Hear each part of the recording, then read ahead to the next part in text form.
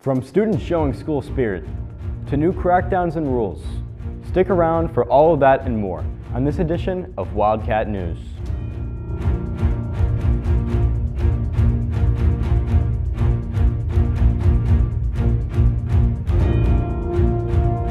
Welcome to the first Wildcat News of the 2024 to 2025 school year, a show about all of the ongoings in a special high school in the Warwick Valley. I'm your host, Christian Katsabanis. With the end of summer, there always comes a sense of dread as the school year kicks off. Hard tests, long classes, and the inevitable homework are all things that linger in the back of students' minds. But luckily, we've found out that there's more to look forward to in Warwick Valley High School. Hi, my name's Stephen Magooch, and I'm here with Warwick Valley Television, and we're going to be asking kids what they're excited about this school year. To finish it, to be honest. It's been a long time coming. I'm just trying to get out of here. So, yeah. What I'm probably most excited for the 2024-2025 school year is probably being on the crew team again. We stopped during the summer, but it's just been really fun being on it. And the season's about to start next week, actually, so I'm looking forward to that and all the races and stuff. For the 2024-2025 school year, I'm most excited about seeing my friends and finishing my classes so I could get it over with and have fun in the summer and do fun stuff. I'm excited to graduate. I don't want to be here anymore. Well, some kids aren't and some are for the upcoming school year. This is Steve Magooch signing off for Warwick Valley Television. With all the clubs, sports, and extracurriculars, there is an endless amount of stuff to participate in. With all this opportunity, you would be surprised to find out not everyone is 100% invested in the school day. In fact, many spend their time wandering the halls trying to kill more time till that 2:30 bell. But what happens when they get that ability taken away? Instead of passing time through the halls during class, students used to just go to the bathroom as a way to escape falling asleep from time to time in class. However, for this current school year, Warwick Valley and its admin have agreed to come up with a new bathroom policy, a new way to get to the bathroom involving using a planner to leave the room. The thought of needing to ask to use the bathroom was already extra work for our students. But, with a change in the way students now have to get to the bathroom, some people were thrown a little off guard.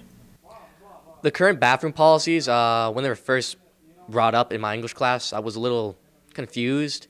It wasn't a big deal. The only thing on my mind was that I just couldn't roam every class, which sucks. So on initial thought, they explained it to us in the assembly, and I was kind of confused. I just didn't understand the reason for the change. I thought it was kind of an unnecessary type of change that just didn't really make sense. It was not just our students that had thoughts on the new bathroom policy, because it also affects our teachers and how they teach. I think the new bathroom policy is fine. Has not affected my teaching. It actually has limited unnecessary trips to the lavatory, aka bathroom, and the fact that kids have to bring up their planner and have me sign it, it's really not a big deal. I'm a fan of it. I think it's working. But even aside from teachers, admin has been able to see after about a month how it has affected their students and their entire school.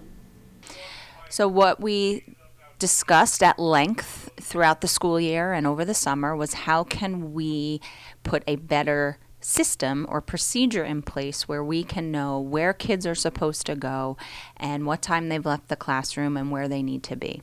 So we thought that, well, what we were doing was not working, so let's try something new.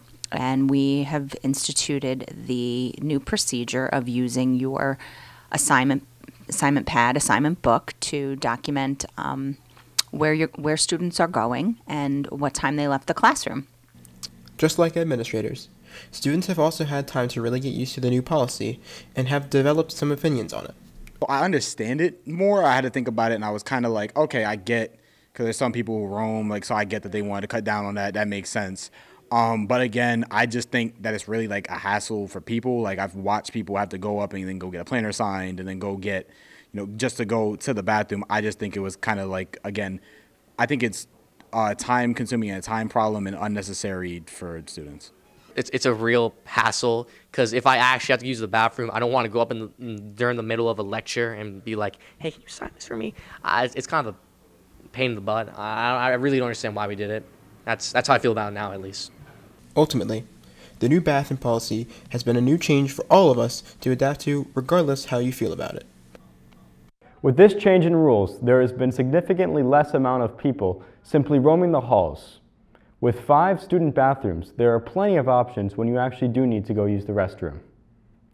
Along with stopping the roamers, there has also been another distraction, which is trying to limit one a little bit closer to the students' hearts, or should I say thumbs. Here in Warwick Valley High School, the tug of war between faculty and students over cell phone usage rages on. The district stepped up their game, implementing stricter rules on using mobile devices during class time. Back before everyone carried a phone, it wasn't such a big issue, but now that most students own one, administration has had to step in. I think the phone policy works when it is consistently enforced and when students are willing to follow the rules. So I think where problems start to come up are when students either refuse to put their phones away, or I've heard of cases where students have like 2 phones. With the phone issue continuing, other schools resort to harsher methods such as magnetically locked phone pouches to solve the issue. Warwick takes a more laid-back approach, allowing students to check their phones in between classes. But when it comes to class time, students are instructed to put their phones away. Some think these ideas work, but some students think that taking away the phones actually makes the problem worse. The idea would be, yeah, students would concentrate more if you take their phones away. But really, since you take their phones away, that's all they're worrying about now. They're just fiending for their phones, wondering when they're going to get it back, how they're going to get it back, and finding every way possible to actually use their phone during actual school time. While the school year goes on, administration will continue to fight these mobile distractions. Whether they implement new rules or ban phones altogether, this is Joseph Jockle signing off for WVTV. However you may feel about the cell phone ban, Warwick is not alone. A study by Common Sense Media found that over 90% of schools prohibited non-academic use of cell phones. And while students may not like it, it doesn't seem like these bans will be going away anytime soon. When we come back from the break, we'll look into preparing for the SAT, the club fair, and this month's recommend reads, Don't go anywhere, we'll be right back with more Wildcat news.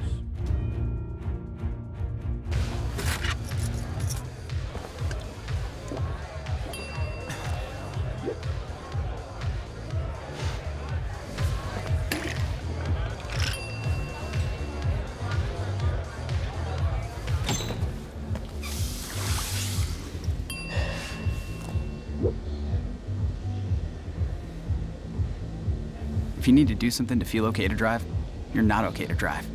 Don't drive buzzed.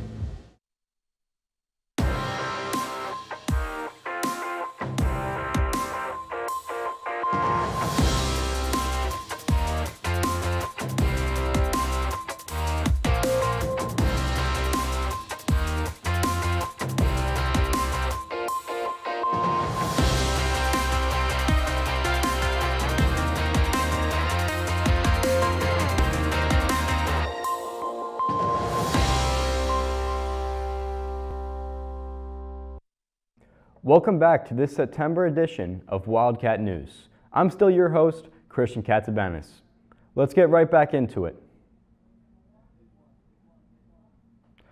As the academic year picks up and students start to get back into the swing of things, many are getting ready to start looking and applying to colleges.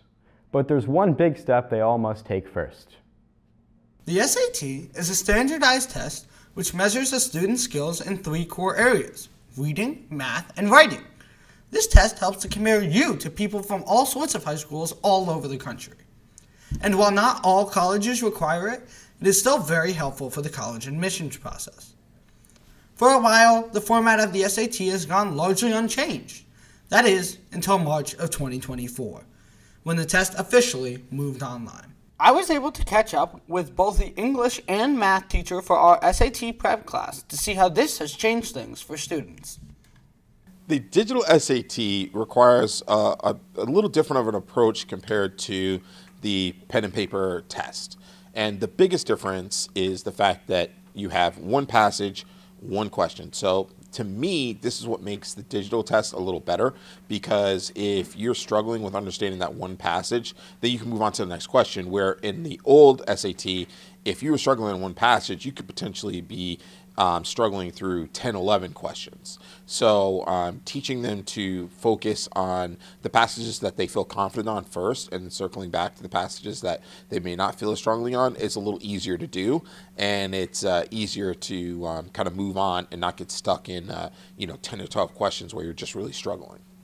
So it's definitely made the SAT a lot more difficult, only because the questions are not always in the same order. They're all mixed up. And again, we have to kind of go online now to get you guys to practice doing things on paper and then transferring your answers online.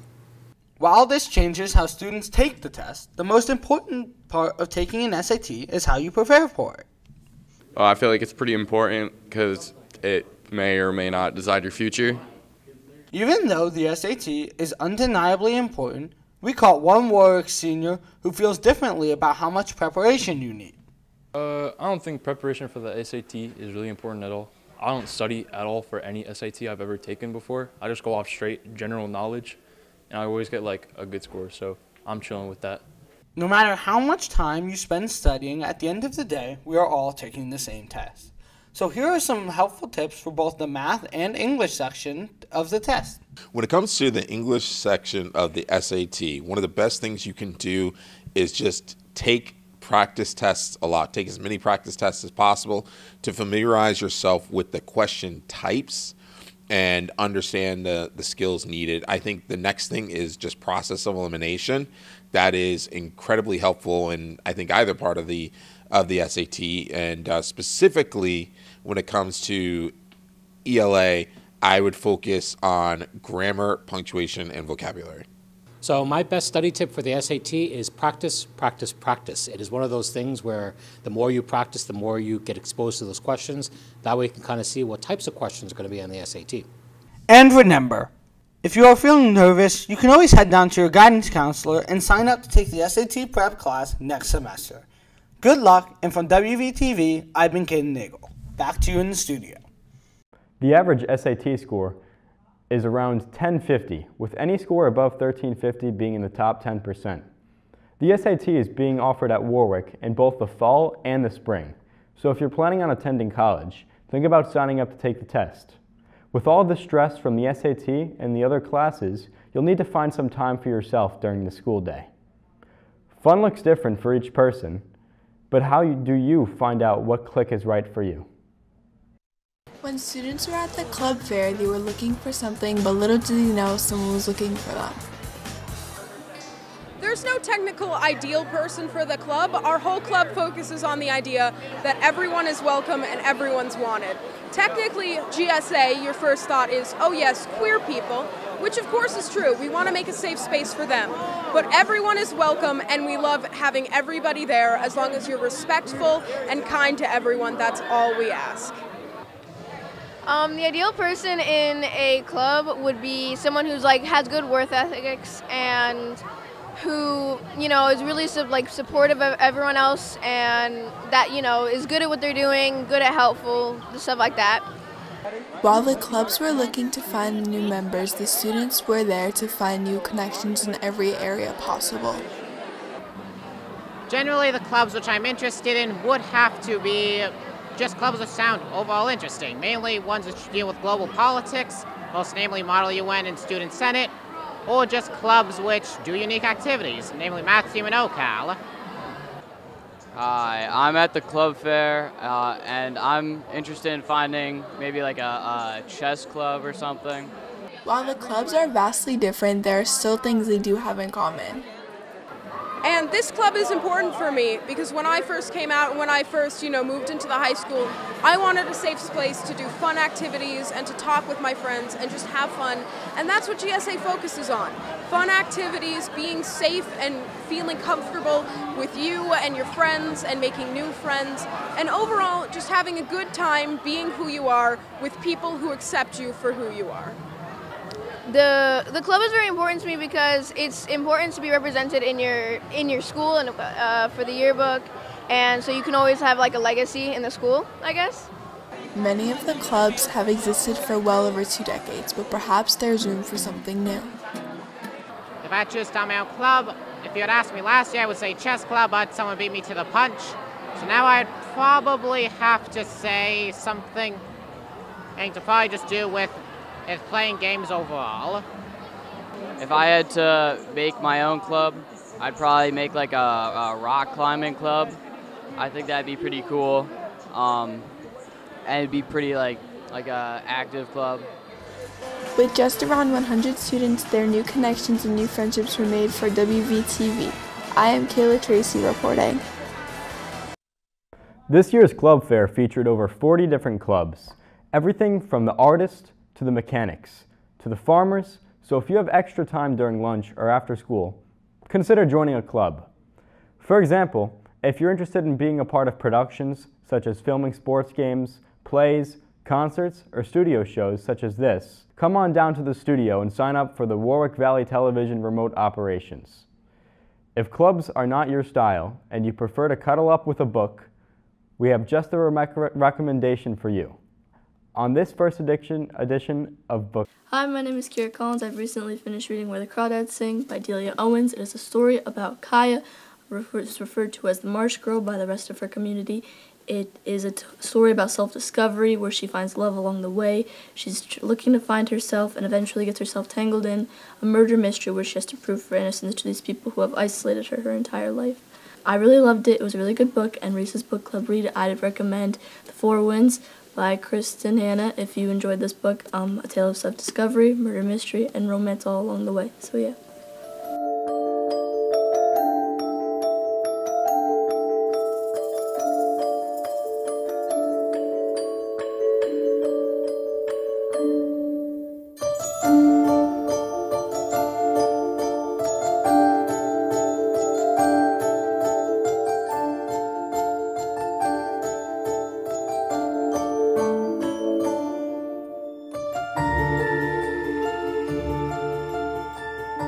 If any of these books piqued your interest, make sure to head down to the Media Center to check them out.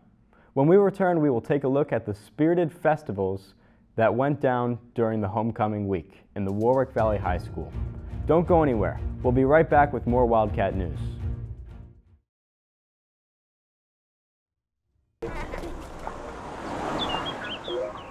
To help them stay happy and healthy, our kids need to get at least 60 minutes of physical activity every day.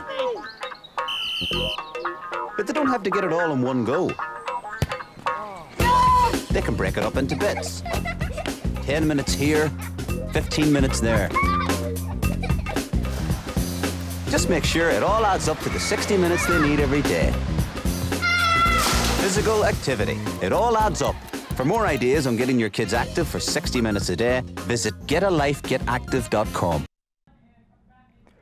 Welcome back to Wildcat News. As always, I'm your host, Christian Katsabanis. It's hard to believe that we're already 32 days into the school year. 1 month down, 9 more to go. As September began to draw to an end, and we were all looking forward to the homecoming weekend, the parade, the game, and the dance are all huge shows of local pride. But here at Warwick Valley High School, the real spirit started about 5 days earlier. Looking back on homecoming weekend in the Warwick Valley, we had many fun things. Spirit Week is an example where we had outfits both fun and wacky. This year's theme for Spirit Week was board games. So on the first day, we highlight the game of life as we dress as soccer moms and barbecue dads.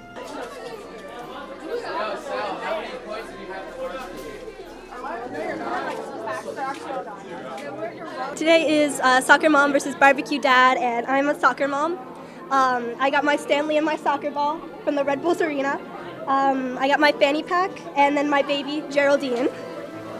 On Tuesday, we had Guess Who, dressed like Adam Sandler, and there were some good costumes. Today is Adam Sandler Day, so I based my outfit off this picture I saw of Adam Sandler, grabbed a really baggy shirt and some cargo shorts. I made sure with the high socks and backwards hat. In the middle of the week, we switched it up with Uno Reverse, Rhyme Without Reason. Since today is Rhyme Without a Reason, we did Hunter and Punter. I'm wearing camouflage, and I'm wearing a football jersey. Some good costumes there, but to start wrapping up the week on Thursday, we had Game Night, dress as your favorite board game. Let's see the best outfit from that day. Since today is board game day, I'm wearing this awesome Twister shirt. I cut out these felt fabric circles to make the board game on a shirt, and I actually drew these without a stencil, so it's my little homemade DIY board game shirt. Spirit Week is a fun week for the teachers and students.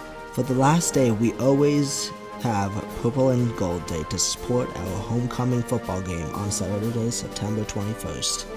So today, since it's School Spirit Day, I'm wearing my face paint and my Warwick athletic shirt so we can beat Goshen tomorrow. Warwick Valley High School has great student spirit, and you can tell the students here are really proud of their school. So as always, go Wildcats!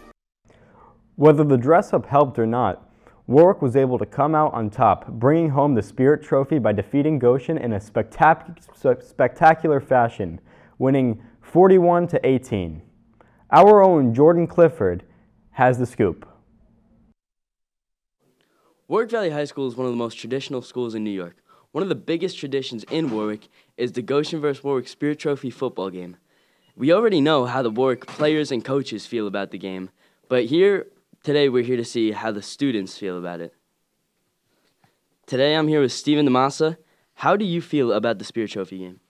I feel like we did really well, not going to lie. I feel like we absolutely destroyed them. I'm very happy about it. Is this your first Spirit Trophy game, or have you been to others in the past? I've been to one other in my 9th grade year. Thank you for joining me.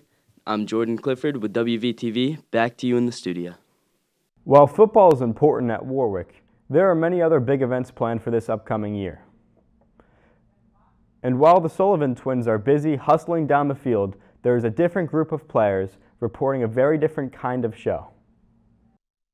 Over the years, Warwick Valley High School Drama Club has put on many different plays and musicals. Some shows in the past include Little Shop of Horrors, Mamma Mia, Goldilocks and the Three Pigs, and Sweet Surrender. Last year, the fall play was a murder mystery called The Butler Did It, and the spring musical was the classic tale of Cinderella. But this year, anticipation has been high, waiting to find out what the shows will be. After what seemed like forever, we finally got an answer. For the 2024 to 2025 school year, the fall play will be Puffs.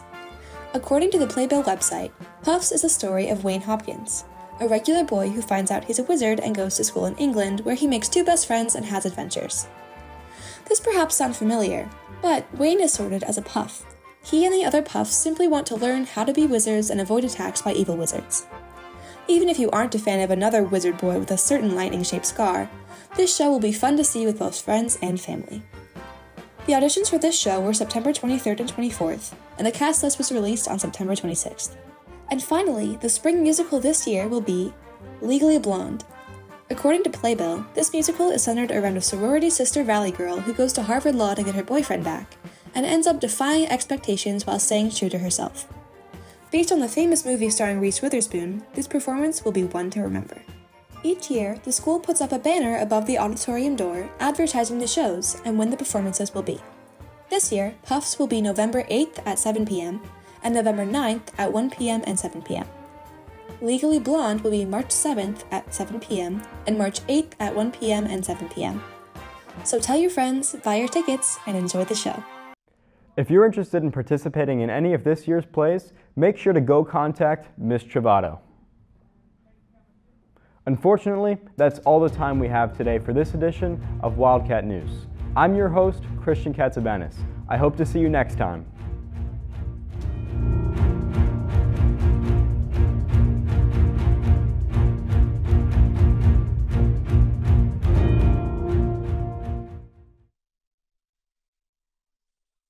Studies have shown that marijuana can slow both driver reaction and response time, which can be really dangerous. He's here. He's here. Wait. What? I can't drive. Why? My. Oh.